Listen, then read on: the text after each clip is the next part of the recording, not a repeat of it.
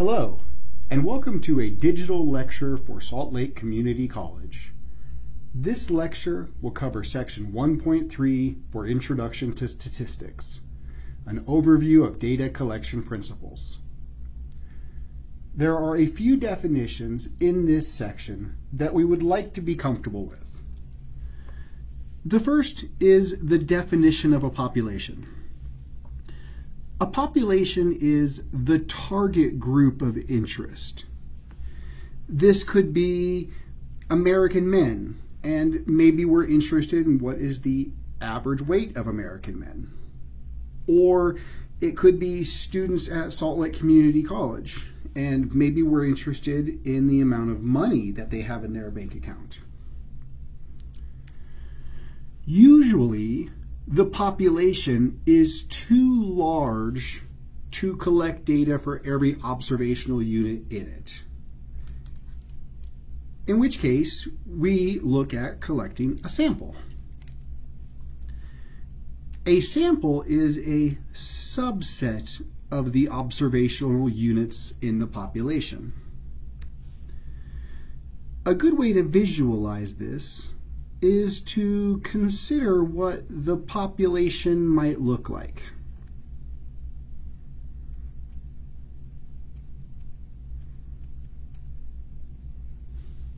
Again, maybe your population is American men, and you're interested in the average weight of American men. Or maybe it's students at Salt Lake Community College, and you're interested in how much money they have available in their accounts. If this population is too large, then we look at collecting a sample, a subset of the observational units in the population that is hopefully going to be representative of the population.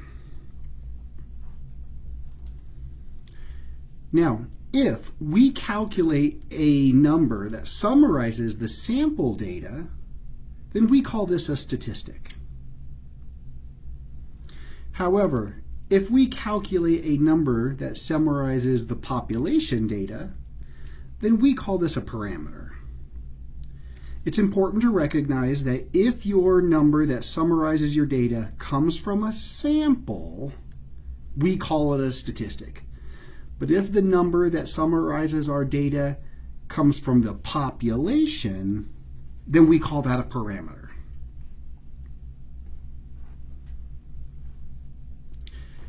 Now, the data that we collect can be done in a variety of ways, and this is something that we're going to look at closer in section 1.4. However, let's say now that if our data is collected in a haphazard way, where the observational units are probably not actually representative of the population, then we call this anecdotal evidence. Anecdotal evidence is not a desired way to collect data and does not lead to sound statistical analysis. We will try to avoid anecdotal evidence whenever possible.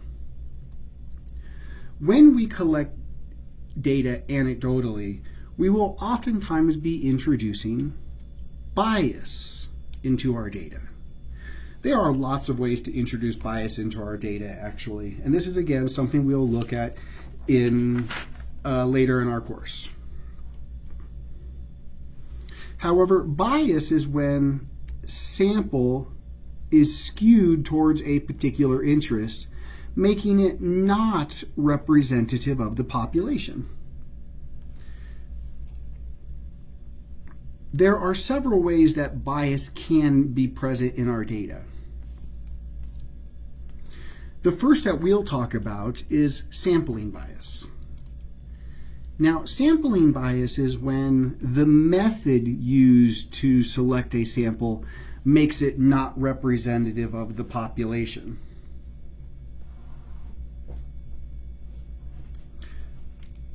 This can happen because maybe we take a convenience sample. This is a type of non-representative sample where easily accessible individuals are more likely to be included. Again, consider our data set of American men, and we're interested in the weight of American men. If we were to call up our 5 closest buddies and say, hey, what's your weight? Then we would be taking a convenience sample, which is probably not going to be representative of the entire population, and we would be introducing bias into our data set. Similarly, if we were to talk about the students at Salt Lake Community College, and we were interested in how much money they have in their account, and we go to our 3 neighbors who are also students at Salt Lake Community College and ask them, then we would be taking a convenient sample and be introducing bias, which would make our sample not representative of the population. In general, we would like to avoid convenient samples.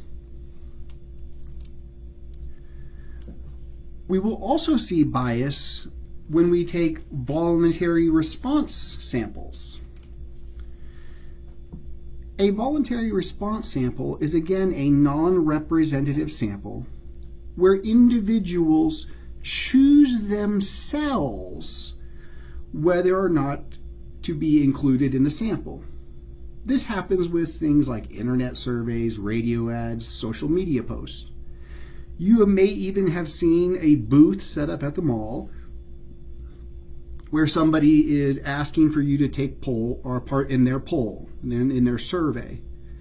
And what you may have noticed is that people who feel very strongly about the issue at hand are more likely to go up and take part in the survey, while people that do not feel very strongly about the issue may not take part in the survey.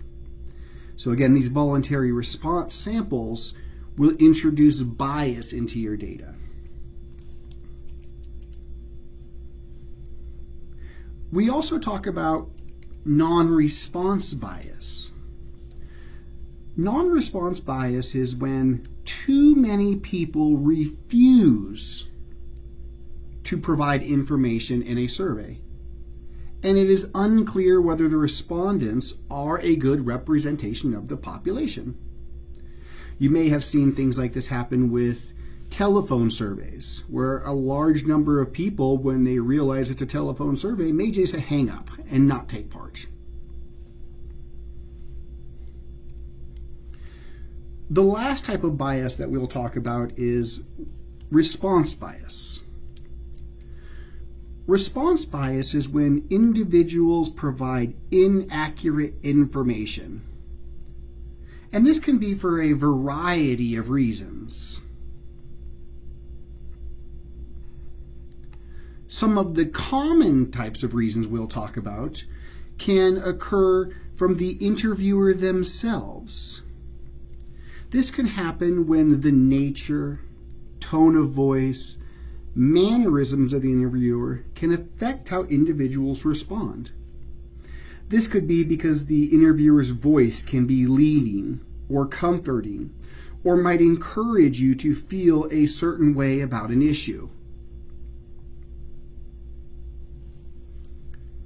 We'll also see response bias because of misrepresented answers.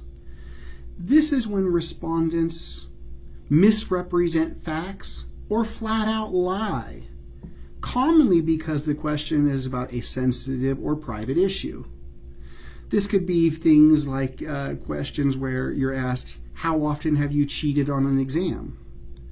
Or how often have you looked at someone of the opposite sex while walking down the street with your significant other? The respondent may not be completely honest and may flat out lie because of the sensitive nature of the issue.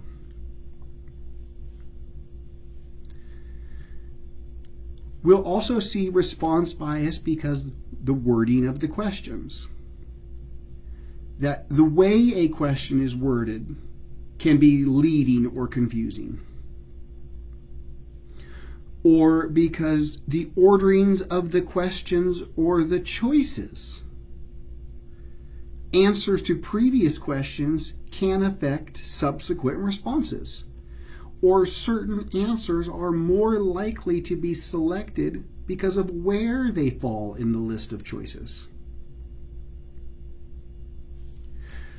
We'll also see response bias because of the type of question. Multiple choice answers force individuals to choose an answer that might not be accurate. Or open-ended questions allow individuals to give answers that may not be intended. And the last is data entry error, where answers are miscoded when included in the data set. This about covers all the definitions for section 1.3. If you have further questions, be sure to review the example videos that follow or ask your instructor.